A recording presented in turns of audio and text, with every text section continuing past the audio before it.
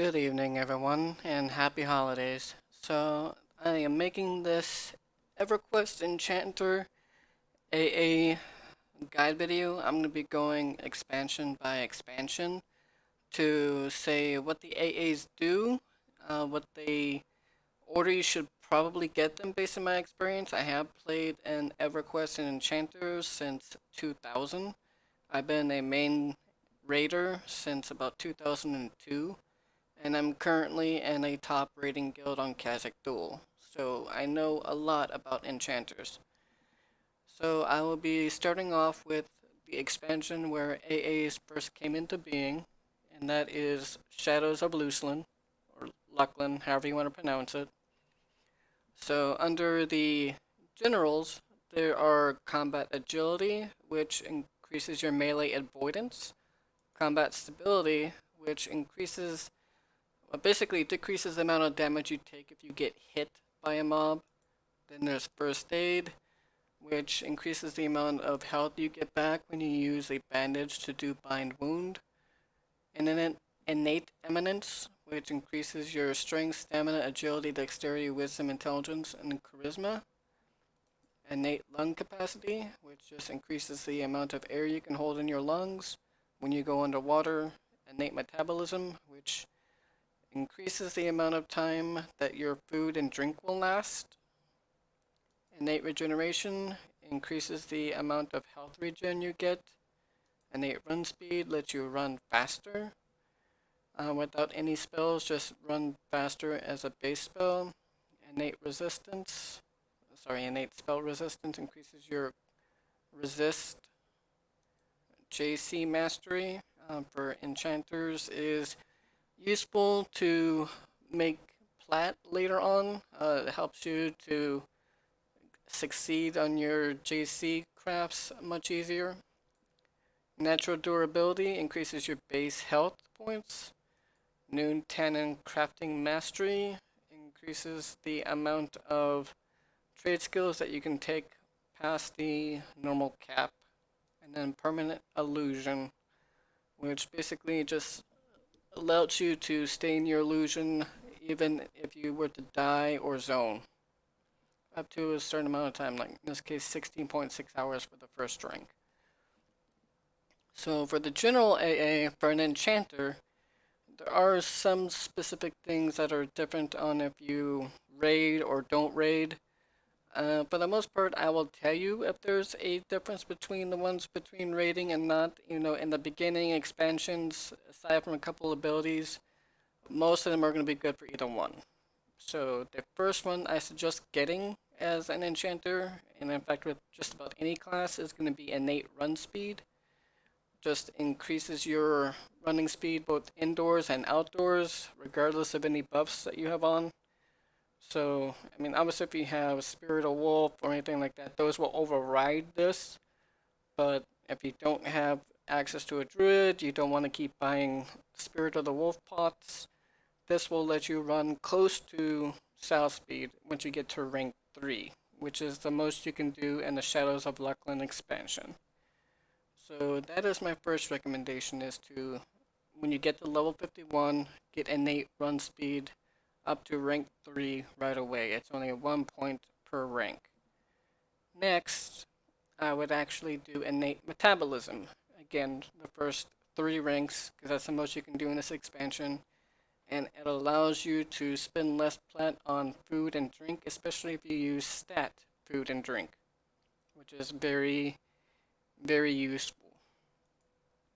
So that is basically the ones that I would do for 51. If you're a raider, you could do the spell resistance ones, because increased resistance is always nice. Later on though, your resist will be maxed way past what you can get with your stats by gear. But starting at the lowest expansions like Shadows of Luclin, Plains of Power, you're not going to have those maxed yet, so that doesn't hurt anything to have that. Innate lung capacity is basically worthless for an enchanter due to our illusions allowing us to breathe underwater, or simply getting another item like one of the earrings to allow you to breathe underwater indefinitely. And if you want to, like if your stats are lower, you could also do innate eminence. It's not required. And if you just have extra AA that you want to spend, you can do that and get that maxed. First aid, I wouldn't bother. You're not going to be bind wounding yourself anytime soon. So that's it for the ones at level 51. Now at 55, you have a couple more options. So that's where combat agility, combat stability, and natural durability will come in. So to start with, I would max out agility first, simply for the main reason that it's better to avoid damage than to mitigate damage. So I would max out combat agility first at 55, then combat stability, because if you are going to get hit, I'd rather get hit for less than hit for full. And then of course I would do natural durability to get more base health points. Permanent illusion you can get at 59 if you want as a useful quality of life if you use illusions a lot, but it isn't required. One moment.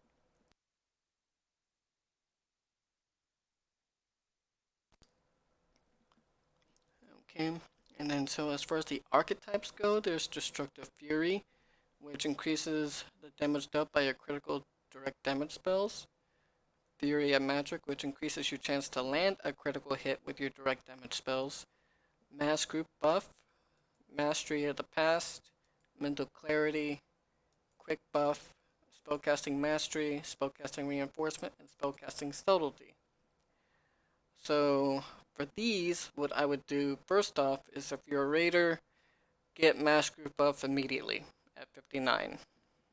Like, it's going to be useful to do all your buffs instead of doing group by group to get everyone all at the same time. If you're not a raider, you could save it till later. It's still important, and you can still help out others with buffs, like in the guild hall or POK or wherever you're gathering, but it's not necessary. So next, then what I would do at 55 is actually max out the levels of mental clarity that you can get for right now during this expansion's levels.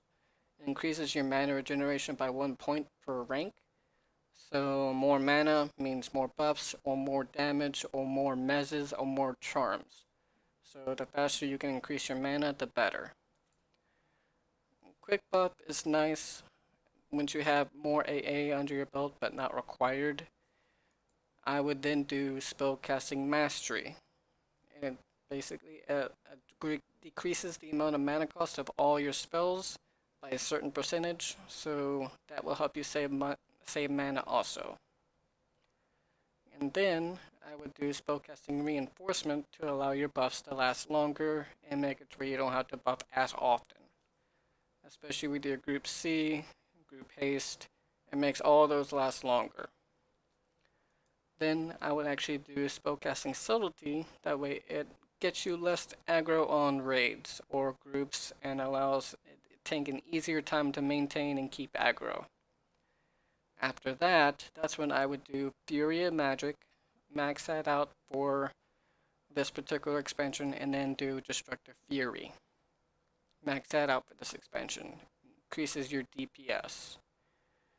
For the class levels, I actually would not do Dire Charm unless you are just have a ton of extra AAs and you want a toy.